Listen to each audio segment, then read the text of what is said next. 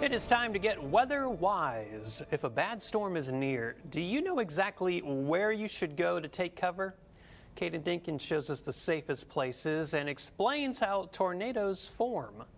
May is severe weather peak season, so we still have a ways to go for this month, but unfortunately we've been no stranger to tornadoes recently. There have been a lot of reports in the U.S. for 2024 already, 751 with 17 being in our area, but only 4 confirmed tornadoes from that, being in Knox City, Hodges, and then at the beginning of May, Silver and Robert Lee, Texas. Those being on the lower end of things, with EF3 and Hodges being the largest there. But unfortunately, lots of damage had occurred there. But kind of knowing how that is formed and how to be prepared for these tornadoes can help mitigate some of these injuries and fatalities. Maybe not damage, but overall we can be prepared. Looking at surface winds going one way, stronger upper level winds going the other way. These continue to form together and create a rotating column of air that then gets an updraft, which pushes it up,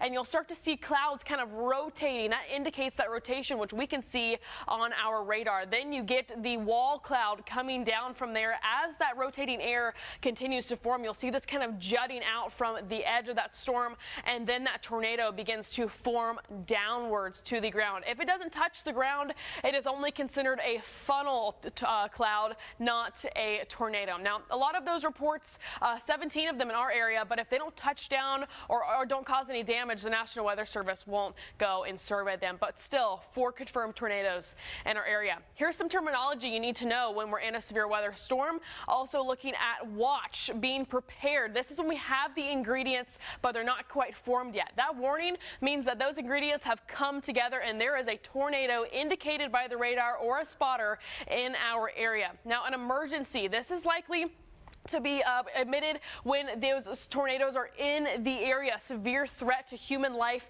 and there has been catastrophic damage already reported, meaning that that tornado is still racing through some areas. Now, when these terminologies come about, watch, warning, or emergency, you want to go ahead and take shelter. Where, you might ask? The best place to be is in the interior of your home, in a bathroom, a hallway, under the stairs. If you have a basement, that is the absolute best place for you to be during a tornado or severe weather in general. But if you can't be, an interior part of your home will still work for that. Now, if you're in an apartment, similar story. You want to get to the inside of that building, but your best bet is to go to the lowest floor. Make neighbors with your downstairs neighbors. Ask them maybe if sometimes when severe weather happens, if you can go ahead and get the green light to kind of knock on their door and hang out with them while that severe happens. But if not, you can move inward and protect your head and neck at all costs. Lastly, it's always good to have a severe weather kit, including batteries, a flashlight, water, snacks, a weather radio, and your cell phone. Have multiple ways